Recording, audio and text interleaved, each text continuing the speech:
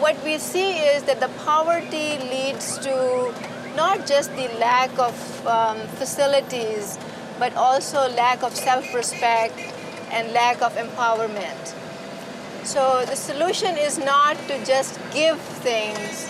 The solution is to enhance the inner working capacity of those people. And our basic philosophy is to empower them so that tomorrow we are not going to be there with them all our life. So it's that they themselves who are going to get the sustainability and then go on with that program for all time to come.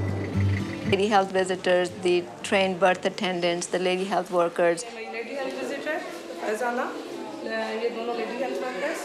But also a community outreach program where these people then go door to door, teach the community in terms of why is it important for women to get regular prenatal exams. This is the examination room and the labor room.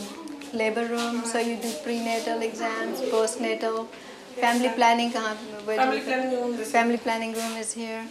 Okay, do you do actually deliveries? Yes. How many deliveries a month? 13, 12, 13. 12 to 13 deliveries.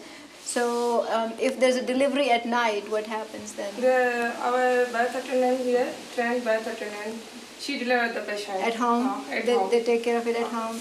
Many women really die in homes because of placenta previa or some complication that cannot be detected unless somebody trained is regularly examining them. Most problems are due to communicable diseases, preventive infectious diseases, and the most cost-effective way of handling it is immunization, right? How many people do you vaccinate a month?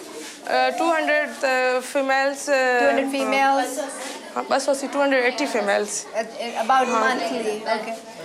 You know, I really don't think people in advanced countries or developed countries have any idea the impact of vaccination, which is really at a very low-cost way of preventing major health disasters.